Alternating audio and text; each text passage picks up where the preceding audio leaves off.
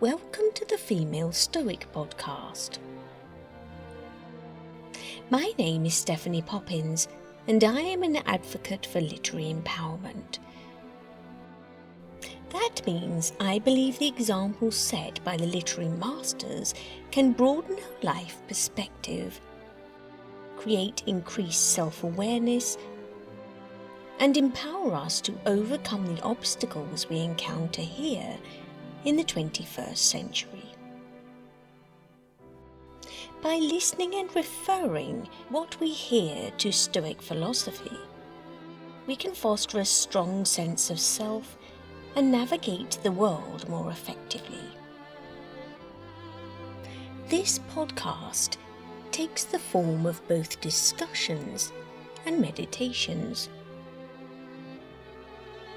And if you like what you hear, you might consider looking me up on my socials, where I post empowering videos every day.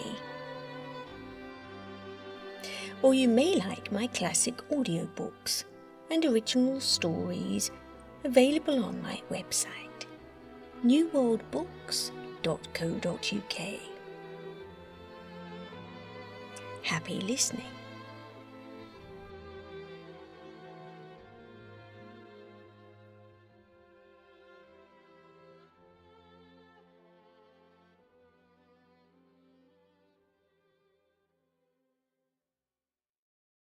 How to deal with difficult people is the topic of the day today. And I have a question sent in, and I'm just going to check we are all ready to get going, and then I'm going to get started. Okay, so I'm going to be referring to L.M. Montgomery today and Epictetus. And we are going to be talking about how to deal with difficult people. And we are going to start, as we always start, with our journals. And we are going to consider the importance of journaling. And we are also going to consider using our journal when we are in our live sessions in the future. So I'm going to come off the screen now and I'm going to get started.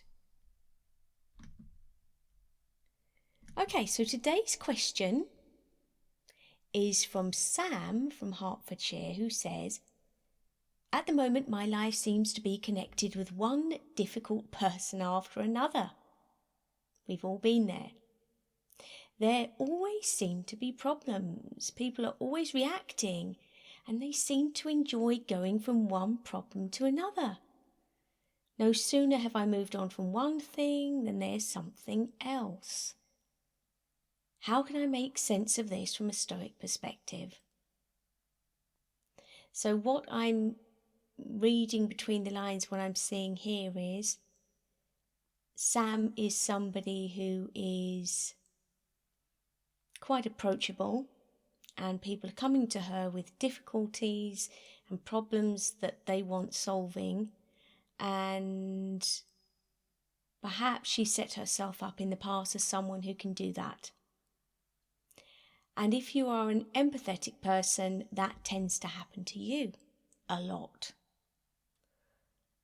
So we are going to address this question from a Stoic point of view.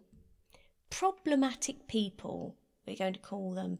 Now, we all have our difficulties. We all have our various character traits and idiosyncrasies, and we all have to deal with each other and rub along as best as we can.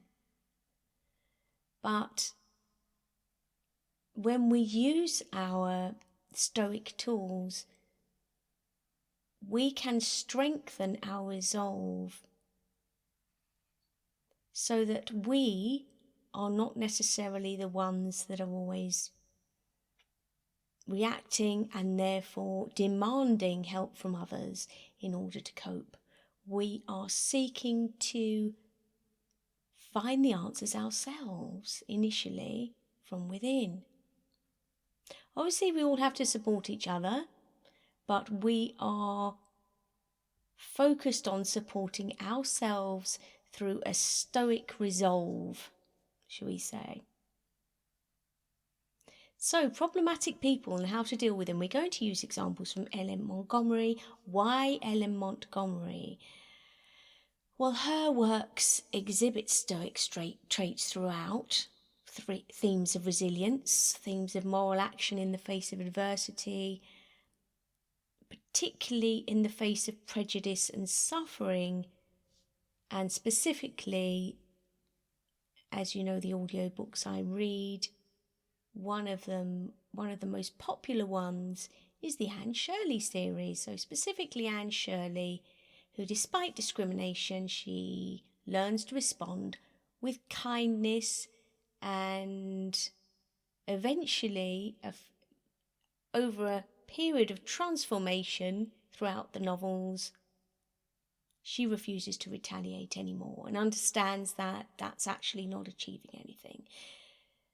So Montgomery's writing is emphasising this perseverance and personal growth, stoic growth.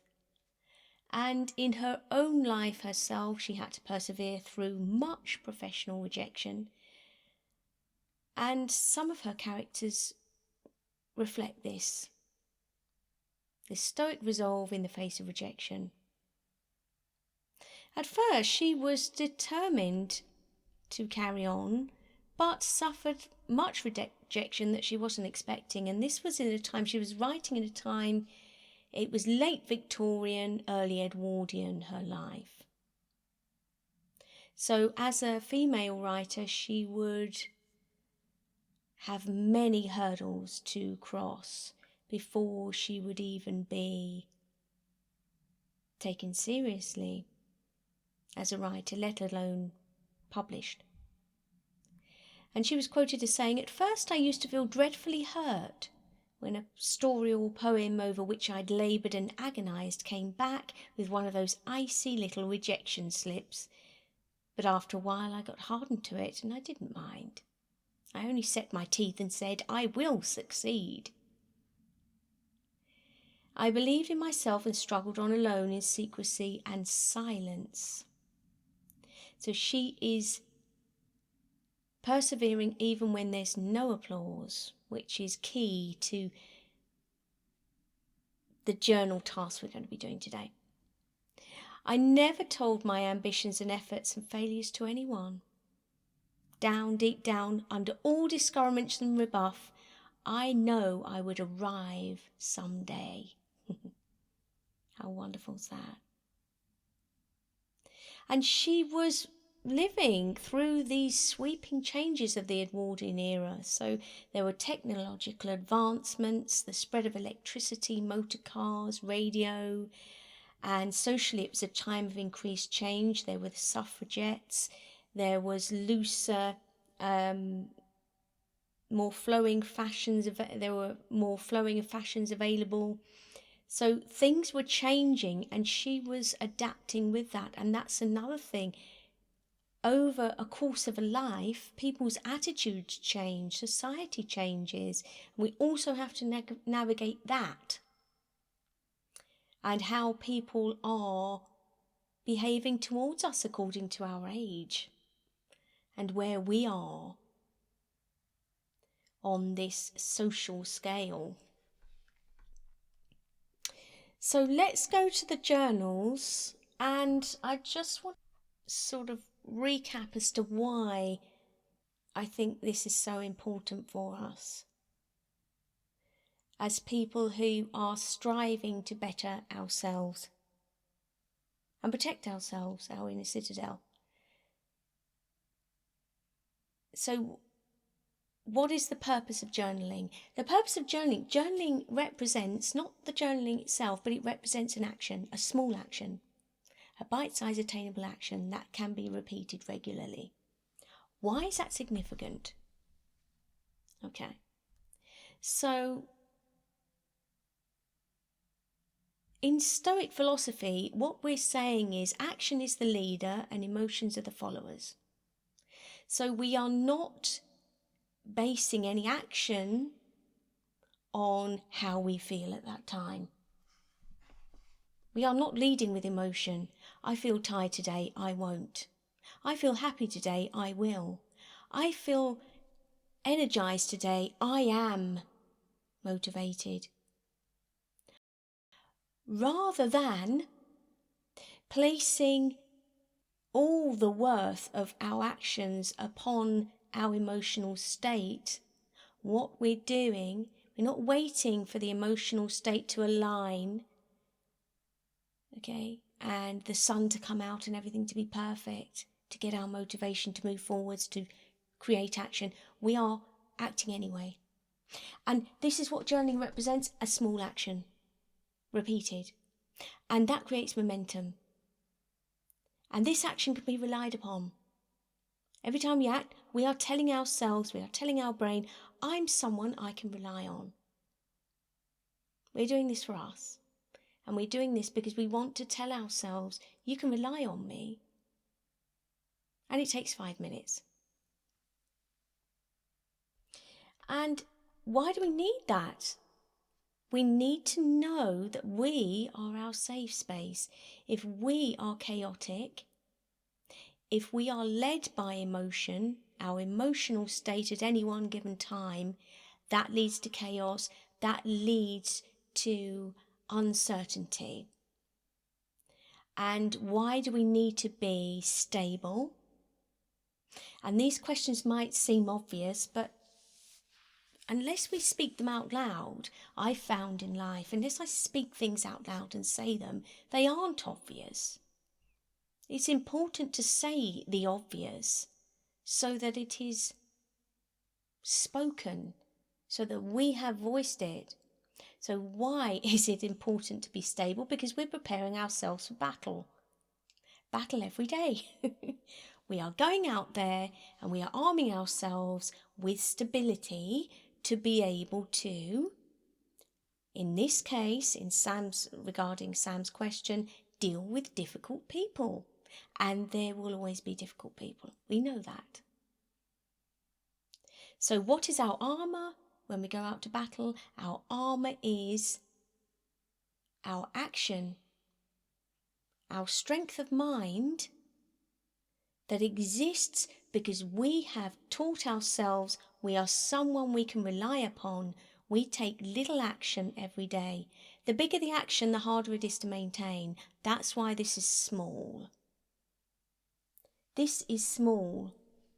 Writing in our journals is a small thing we can do. It's the same with meditation. It's the same with anything that's repeated regularly. The more you repeat it, the more bricks you are laying, the stronger your foundation. So what am I saying here? I'm saying every time I do a live, I'm saying get your journal out. Okay? Because even if you're just looking at it during the live, you know, this is my action. I am committed to, if I'm going to do this, and I'm not just going to sit here and listen to Stephanie, I'm actually going to take part. What am I going to do? I'm going to make a concerted effort to change something. So this is part of the change, listening to the live, the lesson. And the second step is the action. I know now. I have the tools, I have the knowledge, so it is my job now, okay, to take action. So this is passive learning. Listening to me is passive learning.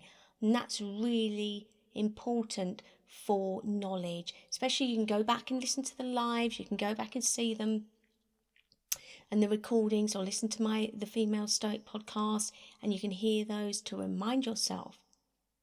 But the action is very small. And you don't need to remind yourself of that action because it's the same every day. And the reason I keep it small is so it's easy to repeat. And the reason it's easy to repeat is because repetition is the key to inner strength. Action before emotion.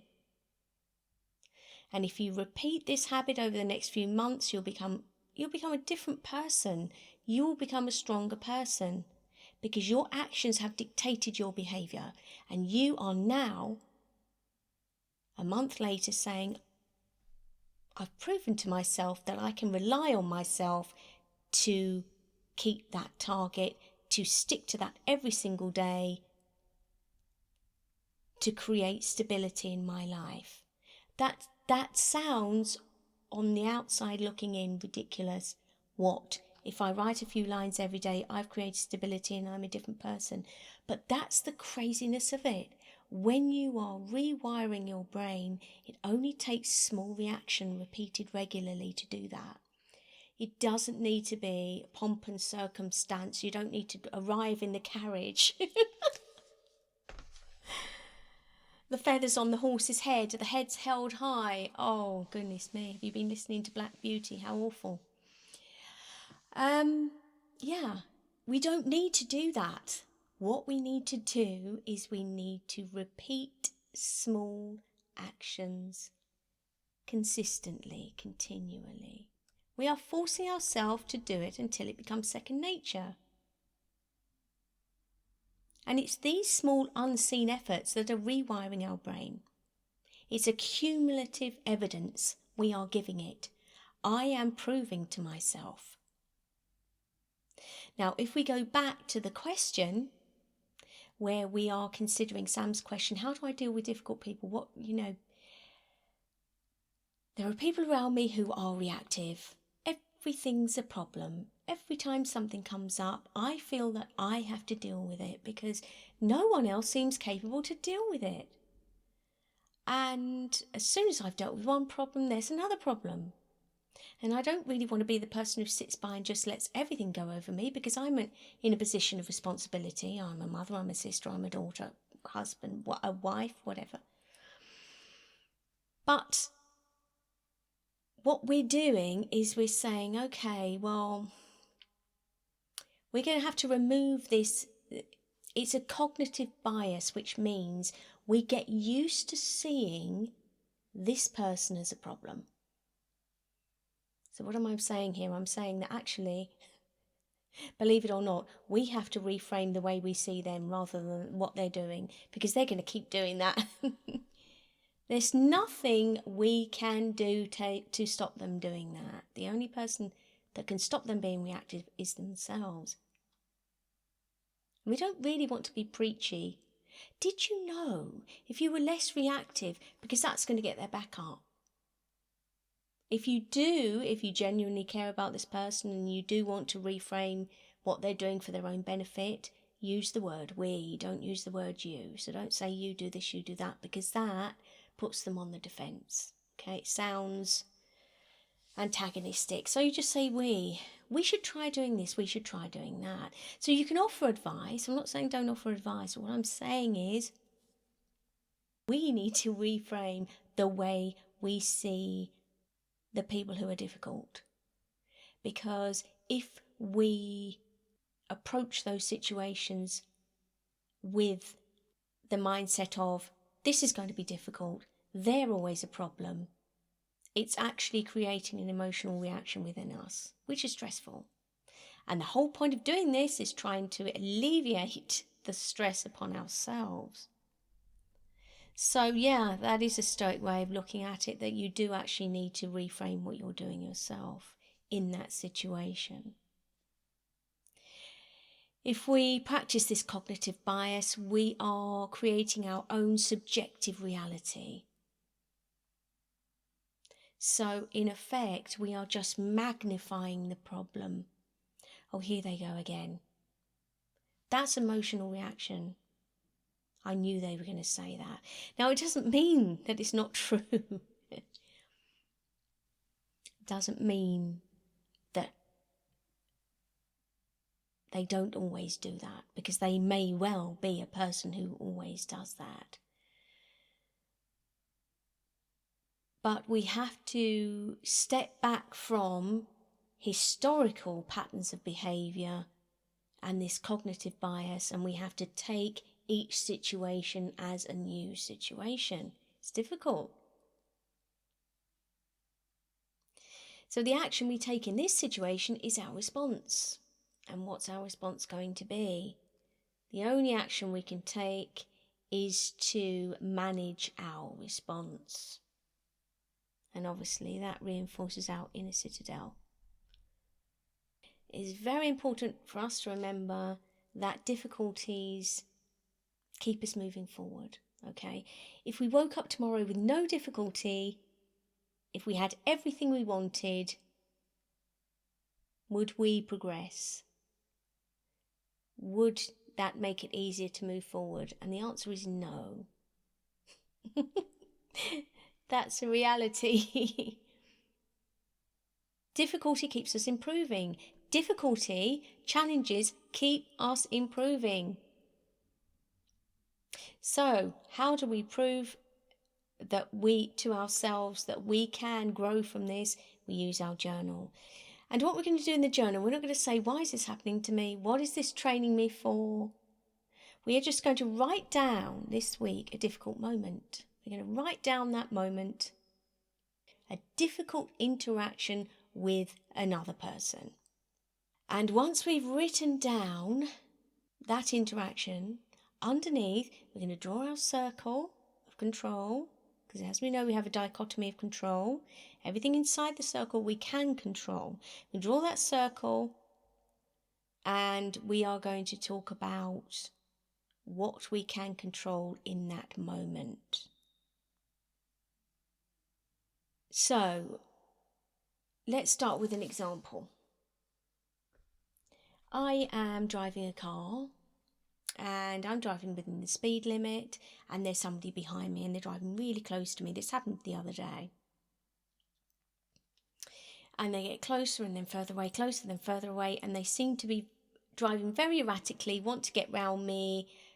There's a real sense of negative energy coming from them. Even though they're in a car, you can just sense it, can't you?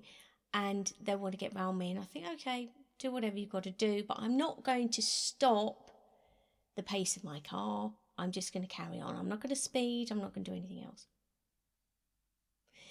And then what happens is eventually they overtake. And they are shouting all sorts of obscenities as they're overtaking. And there's two ways to deal with this. The first way, the way I deal with it, is I turn and I smile and I carry on.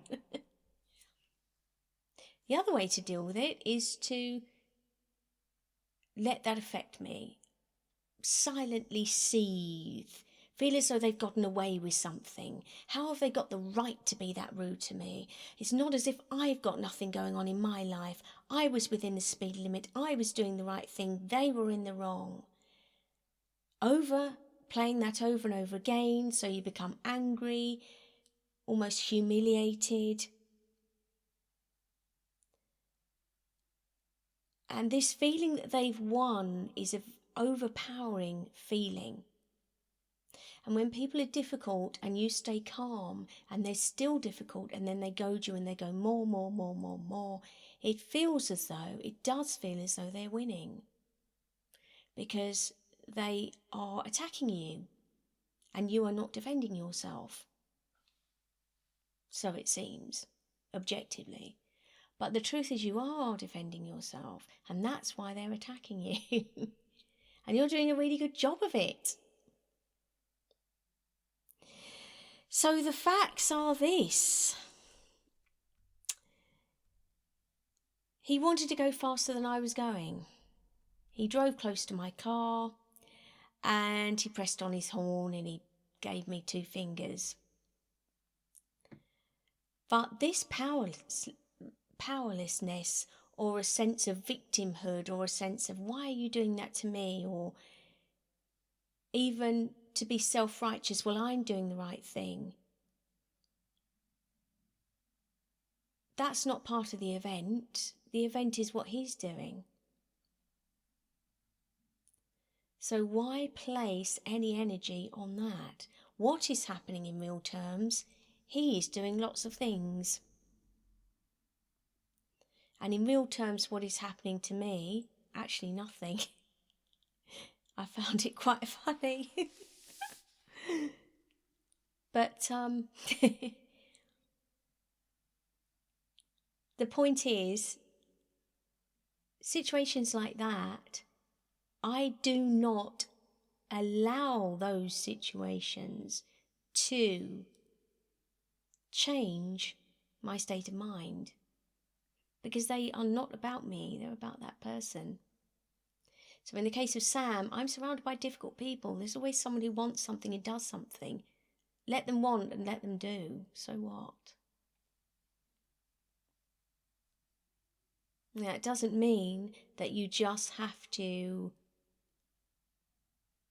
be a battering, a sort of battering post for people just to download everything on. You have to create boundaries, of course, which is back to where the journaling comes in. So just to use a quote from Epictetus, it is not events that disturb people, it is their judgments concerning them. Another person will not hurt you without your cooperation. You're hurt the moment you believe yourself to be hurt. This person is in a different car and he's a moron. And he's doing whatever he needs to do to get by. But I'm not hurt by that because he's in that self-imposed hell, not me. Through my repetition, my actions, my choices I make every day, my inner citadel walls are high. Now, it wasn't always that way. And this is part of the reason I teach Stoicism, because I actually learnt this myself. I didn't know anything when I was younger about the philosophy that is Stoicism. I taught myself to do that, to remain calm and maintain a sense of composure, because I realised that as an empathetic person, there are a lot of people taking advantage of that and abusing the situation. And that was slowly but surely eating away at me. So I realise I'm going to have to do something about this. And especially if they're people close to you, especially if they're family members or parents, or you owe it to yourself to protect yourself, because otherwise, essentially, you're dying inside. You are, and then you want to self-destruct. So, small actions. Now, the actions I took originally when I was in my teenage years were just to distance myself, just to escape,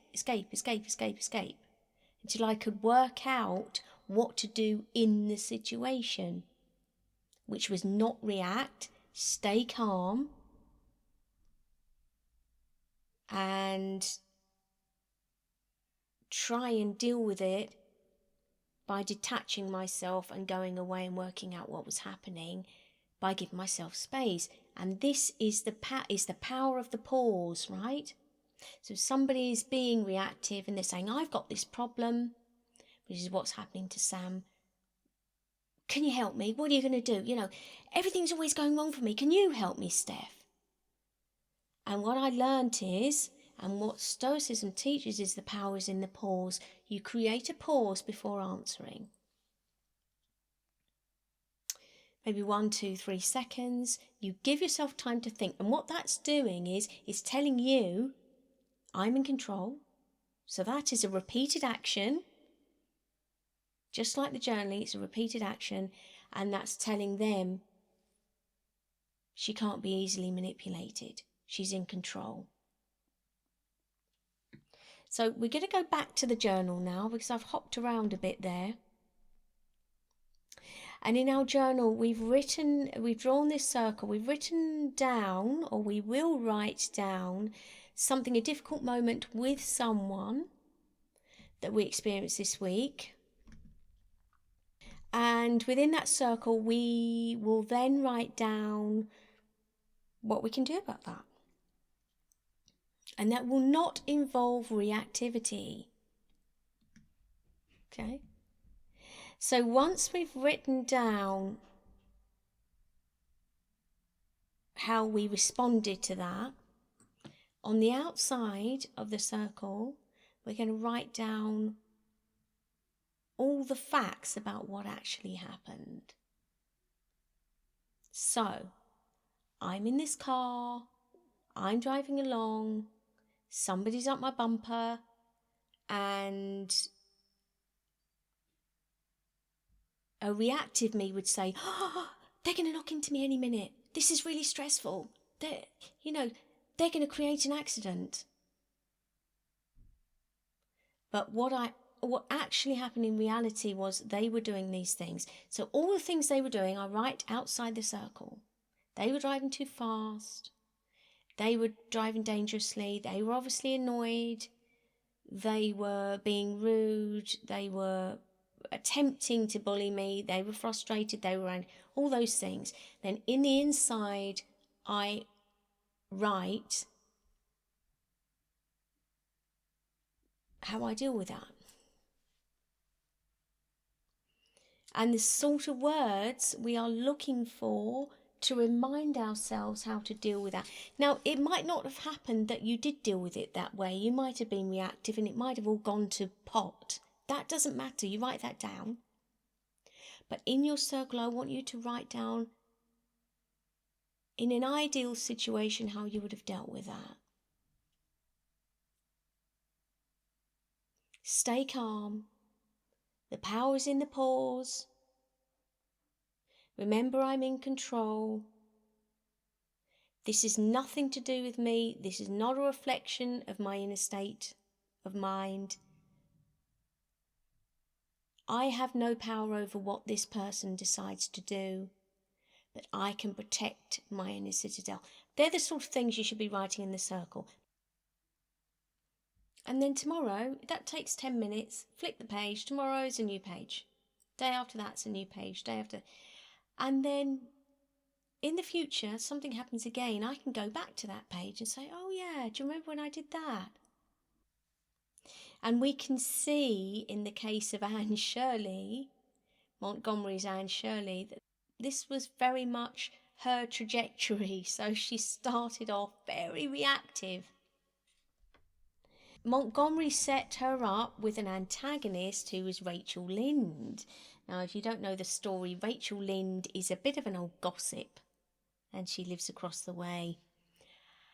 And she can't help herself but have a say in everything.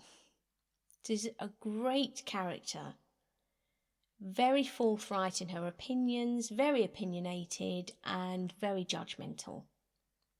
And you have this vulnerable little Anne Shirley turn up, and of course she has never had any guidance in her life. She's an orphan, and she's turned up to Avonlea, and she's not a boy, she's a girl, and she has red hair, which symbolises this reactivity. She's like a lamb to the slaughter.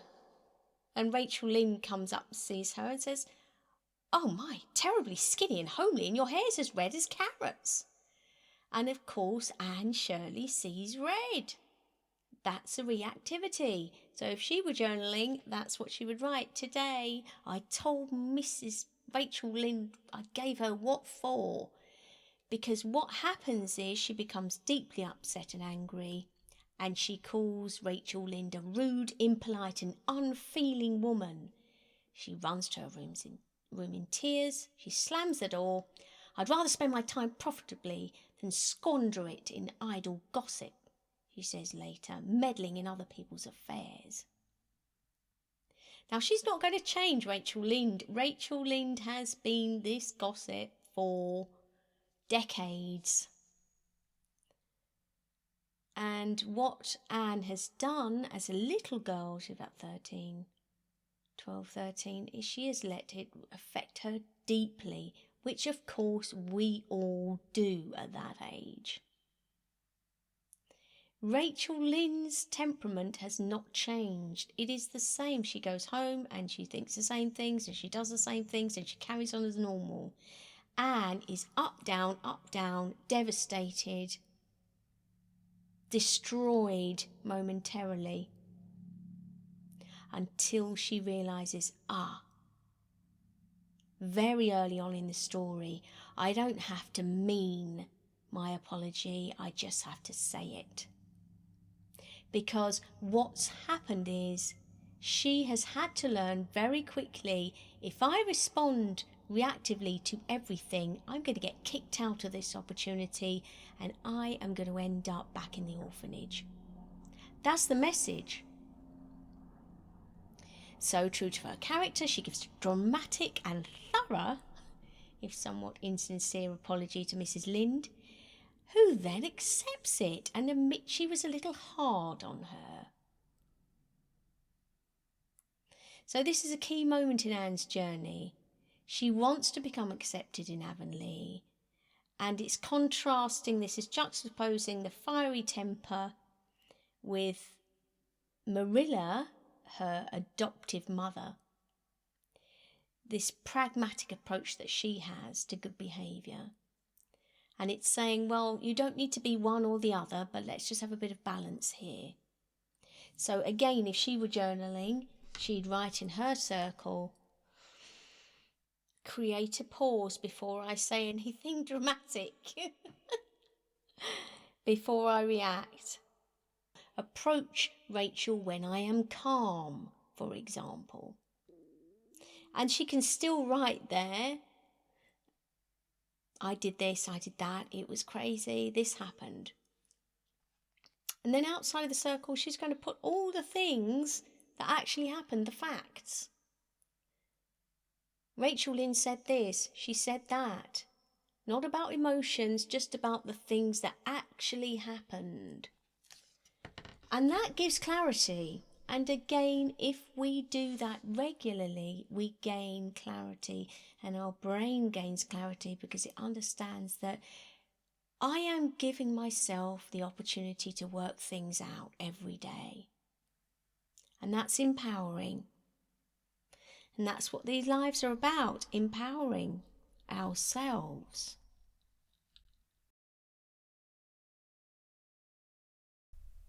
Hey, Stephanie here. Thank you for listening to the Female Stoic Podcast.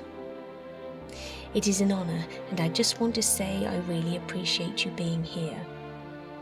It's amazing the power of women in literature and the Stoic messages they have to share. Please, if you can, return the favour by spreading their words and sharing this podcast far and wide, so more of us can benefit from their wisdom. And don't forget to leave a review if you like what you heard. See you next time.